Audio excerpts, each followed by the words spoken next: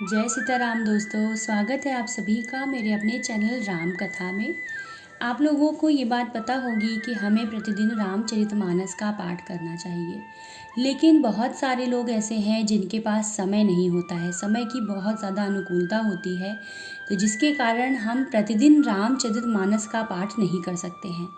लेकिन हमें कोशिश यही करनी चाहिए कि हम रामचरितमानस का पाठ करें, पूरा नहीं तो कम से कम एक दोहा करें। तो आज के वीडियो में मैं आप लोगों को बताऊंगी कि प्रभु श्री राम जी ने ऐसे कौन से दो दोहे बताए हैं जिन्हें हम प्रतिदिन अगर उसका उच्चारण करते हैं, पूजा के समय अगर उसे एक बार भी पढ़ लेते हैं, तो आपके जीवन में किसी चीज़ की भी कमी नहीं रहेगी और श्री रामचरितमानस का पूरा उसका सार आपके जीवन में उतरेगा और आपको उसका लाभ मिलेगा। तो चलिए जानते हैं कि कौन सी वो चौपाइयाँ हैं जिसे आप प्रतिदिन पढ़ सकते हैं।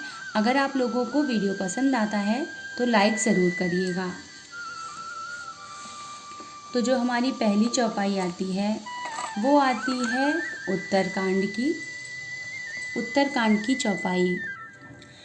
तो हमारी जो पहली चौपाई है वो है उत्तरकांड की ये चौपाई आप सभी को पता होगी, आप सभी ने सुनी होगी।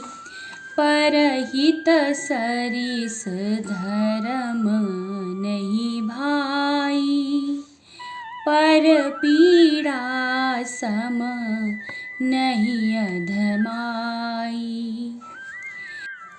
इस चौपाई में गोस्वामी तुलसीदास जी ने यह बताया है कि दूसरों की भलाई के समान कोई धर्म नहीं है और दूसरों को दुख पहुंचाने के समान कोई नीचता, कोई पाप नहीं है। देखिए, आज के जीवन में हम सभी को यह सोचना चाहिए कि हम किस तरीके से दूसरों की भलाई करें, मदद करें।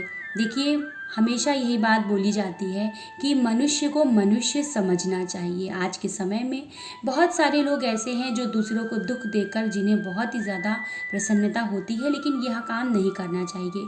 कभी भी कोई भी दुखी हो तो उसके दुख को हमेशा अपना दुख समझना चाहिए, उसको देखकर सुख नहीं महसूस करना चाहिए।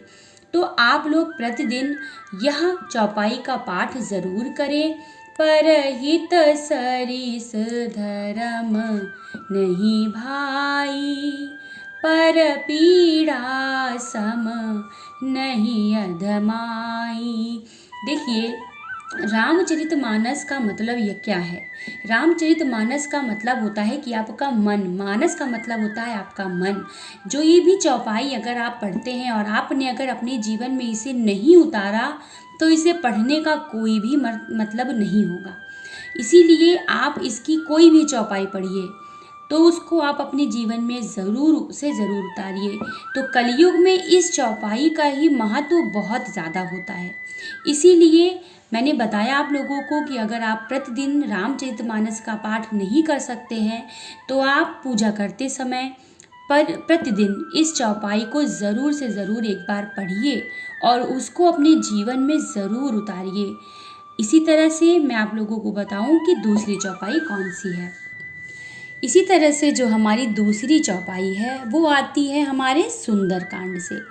तो देखिए, जो मैंने पहली चौपाई बताई है या तो आप उसे पढ़ सकते हैं और या फिर आप इस चौपाई को पढ़ सकते हैं। निर्मल मन जन सो मोहि पावा, मोहि कपट छल छिद्र न भावा। प्रभु श्री रामचंद्र जी कहते हैं कि जो मनुष्य निर्मल मन का होता है, साफ मन का होता है, वही मुझे पाता है। मुझे कपट और छल छिद्र नहीं सुहाते। प्रभु श्री रामचंद्र जी इस चौपाई में यही बताना चाहते हैं कि आपके मन में अगर मैल है, आपके मन में किसी के लिए द्वेष है, आप किसी के लिए अपने मन में जलन की भावना रखते हैं, ईर्ष्या की भावना रखते हैं, तो आप कितना भी श्री रामचरितमानस का पाठ कर लीजिए, उसका आपको कोई भी फल नहीं मिलने वाला है। जब भी आप रामचरितमानस का पाठ करिए तो प्रभु श्री रामचंद्र जी और माता सीता से यही प्रार्थना करिए कि सभी व्यक्ति सुखी हों और आपका मन निर्मल हो, बिल्कुल गंगा जल की तरह। तो जब भी आप पाठ करिए, आप पूरे रामचरितमानस का पाठ नहीं कर पाते हैं तो मत करिए, लेकिन इन 2 चौपाइयों का पाठ आप ज़रूर करिए और इन चौपाइयों को आप अपने जीवन में ज़रूर उतारिए। और जब भी रामचरितमानस को पढ़िए तो प्रभु श्री रामचंद्र जी से यह प्रार्थना करिए कि आपका मन साफ हो, आपके दिल में, आपके मन में किसी के लिए भी कोई भी द्वेष नहीं होना चाहिए। तभी आपको श्री रामचरितमानस का पाठ का फल ज़रूर मिलेगा। मानस का मतलब होता है आपका मन। आपका मन अगर अच्छा होगा तो आपने जो भी पाठ किया है, जो भी पूजा पाठ करी है, अगर आप एक अगरबत्ती भी जलाते हैं तो उसका फल आपको तभी मिलेगा जब आपका मन साफ होगा। तो आप लोग प्रतिदिन इन 2 चौपाइयों का पाठ अवश्य करिए।